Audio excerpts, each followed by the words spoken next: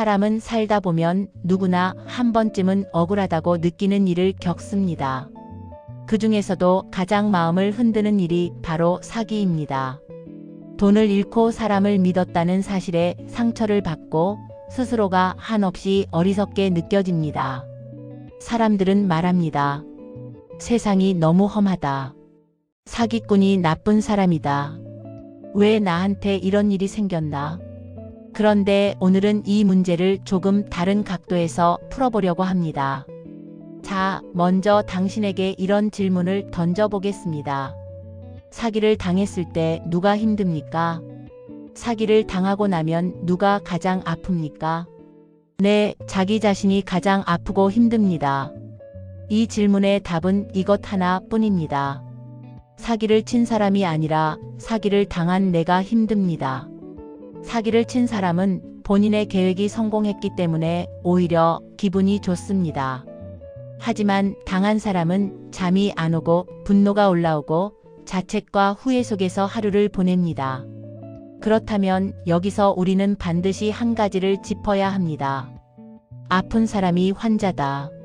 세상을 분별하는 법을 배워야 합니다. 사기를 당한 사람이 힘든데 사기를 친 사람을 보고 나쁜 사람이라고 이야기하고 욕을 합니다. 그럼 이 사람은 조금 있다가 사기를 또 당해야 합니다.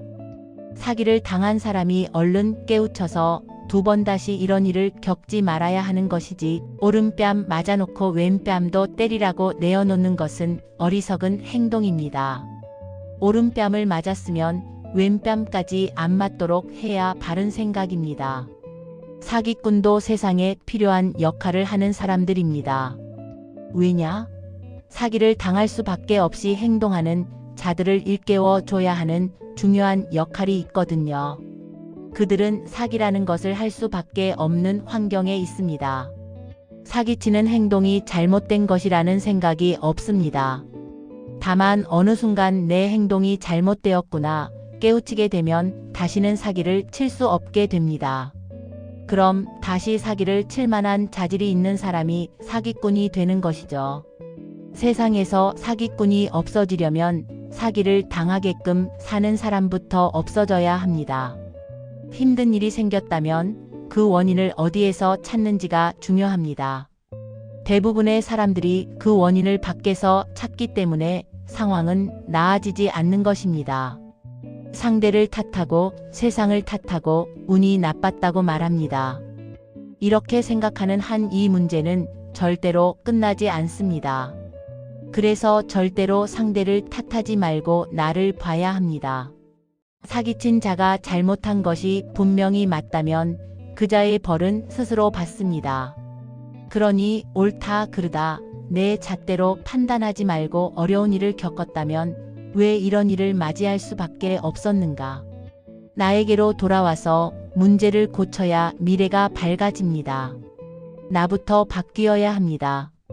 상대는 내가 통제할 수 없지만 나 자신은 내가 바꿀 수 있습니다. 내가 바르게 살면 나를 일깨우러 와야 했던 사기꾼도 사라집니다. 사기에 관한 중요하고도 충격적인 사실이 하나 있습니다. 사기는 당한 사람이 또 당합니다. 사기를 당할 수밖에 없는 환경을 고치지 않고 그대로 가져간다면 더 큰 사기를 맞이할 가능성이 크다는 겁니다. 사기를 처음 당했을 때는 대부분 아주 작게 옵니다. 큰 돈이 아닙니다. 이 정도면 액데미지 하고 넘길 수 있는 수준입니다. 하지만 이때 알아차려야 합니다. 이것은 당신을 향한 경고입니다. 왜 이런 일이 생겼는지 생각해라.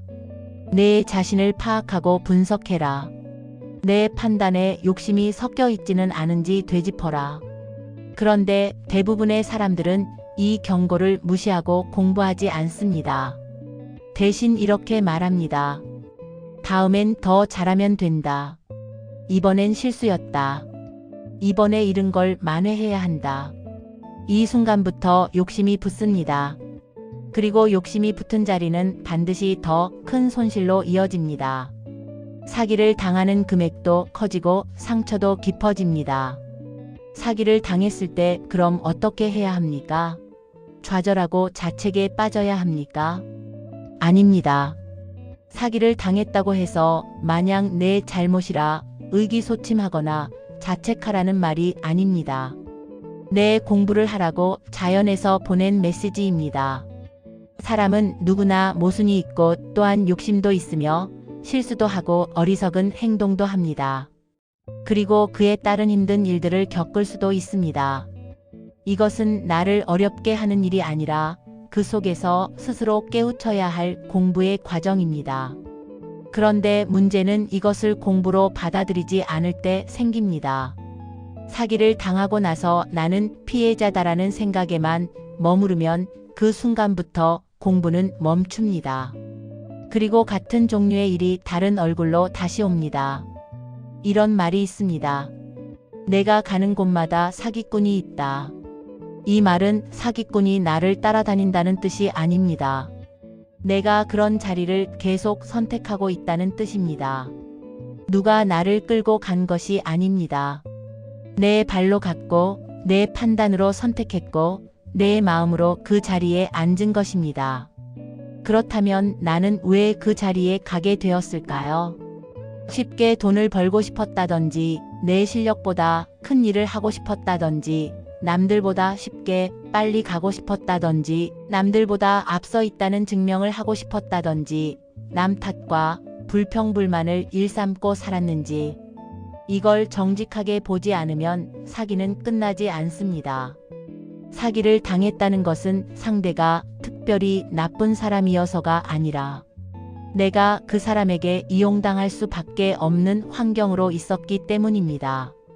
만약 내가 사기를 당하고 나서 이 일을 통해 내 분별이 부족했음을 깨닫고 내 욕심이 앞섰음을 알아채고 다시는 같은 판단을 하지 않게 되었다면 그 돈은 사기를 당한 것이 아닌 공부비를 치른 것이 됩니다.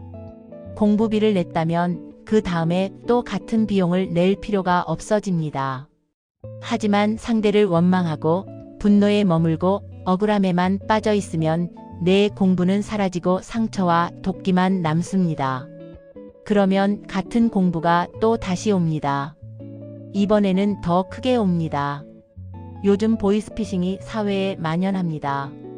보이스피싱도 사기와 마찬가지입니다.